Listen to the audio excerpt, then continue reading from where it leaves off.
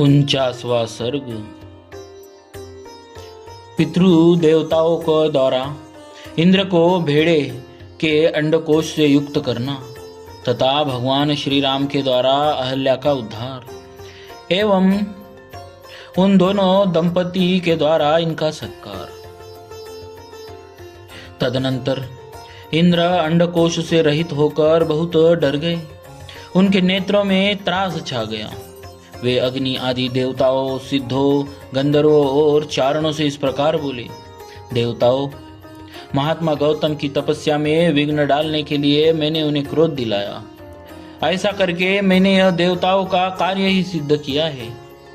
मुनि ने क्रोधपूर्वक भारी शाप देकर मुझे अंडकोश से रहित कर दिया और अपनी पत्नी का भी परित्याग कर दिया।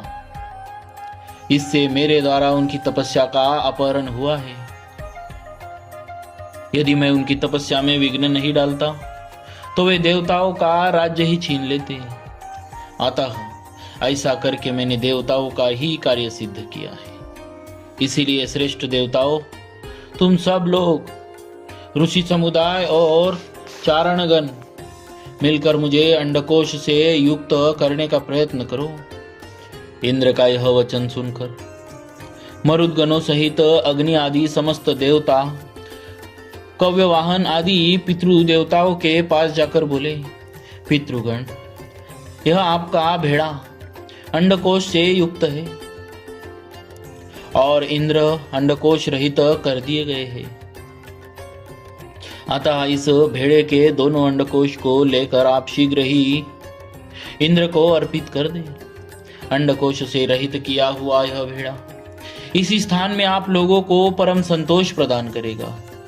अतः जो मनुष्य आप लोगों की प्रसन्नता के लिए अंडकोश रहित भेड़ा दान करेंगे, उन्हें आप लोग उस दान का उत्तम एवं पूर्ण फल प्रदान करेंगे। अग्नि की यह बात सुनकर पितृदेवों ने एकत्र हो भेड़े के अंडकोश को उखाड़कर इंद्र के शरीर में उचित स्थान पर जोड़ दिया।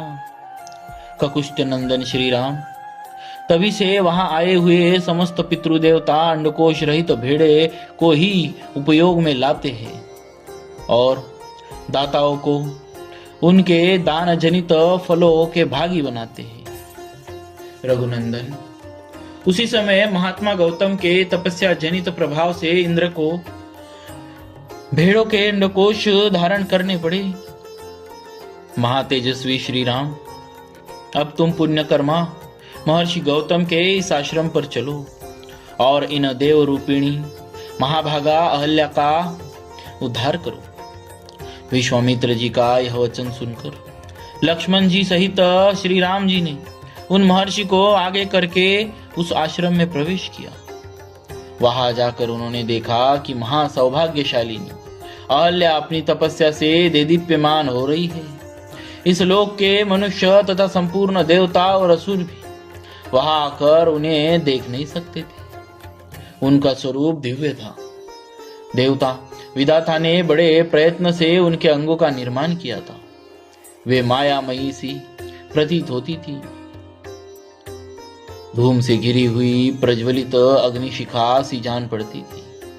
ओले और बादलों से ढकी हुई पूर्ण चंद्रमा की प्रभा सी दिखाई देती थी तथा जल के भीतर उद्भासित होने वाली सूर्य की दुर्धर्ष प्रभा के समान दृष्टि गोचर होती थी। गौतम के शापवश श्री रामचंद्र जी का दर्शन होने से पहले तीनों लोकों के किसी भी प्राणी के लिए उनका दर्शन होना कठिन था। श्री राम का दर्शन मिल जाने से जब उनके शाप का अंत हो गया, तब वे उन सबको दिखाई देने लगी। उस समय श्री राम और लक्ष्मण ने बड़ी प्रसन्नता के साथ अहिल्या के दोनों चरणों का स्पर्श किया। महर्षि गौतम के वचनों का स्मरण करके अहिल्या ने बड़ी सावधानी के साथ उन दोनों भाइयों को आदरणीय अतिथि के रूप में अपनाया और पाद्य अर्घ्य आदि अर्पित करके उनका आतिथ्य सत्कार किया। श्री रामचंद्र जी ने शास्त्रीय विधि के अनुसार अहल्या जी का वह आतिथ्य ग्रहण किया। उस समय देवताओं की दुंदुभी बज उठी। साथ ही आकाश से फूलों की बड़ी भारी वर्षा होने लगी। गंधर्वों और अप्सराओं द्वारा महान उत्सव मनाया जाने लगा। महर्षि गौतम के अधीन रहने वाली अहल्या अपनी तपशक्ति से विशुद्ध स्वरूप को प्राप्त हुई। यह देख संपूर्ण देवता उन्हें साधुवाद देते हुए उनकी भूरी भूरी प्रशंसा करने लगे। महातेजस्वी महातपस्वी गौतम भी अहल्या को अपने साथ पाकर सुखी हो गए। उन्होंने श्री राम की विधिवत पूजा करके तपस्या आरंभ की। महामुनि गौतम की ओर से विधि पूर्वक उत्तम पूजा आदर सत्कार पाकर श्री राम भी मुनिवर विश्वामित्र जी के साथ मिथिलापुरी को चल गए। इस प्रकार श्री वाल्मीकि निर्मित आर्ष रामायण आदि काव्य के बालकांड में 39वां सर्ग पूरा हुआ।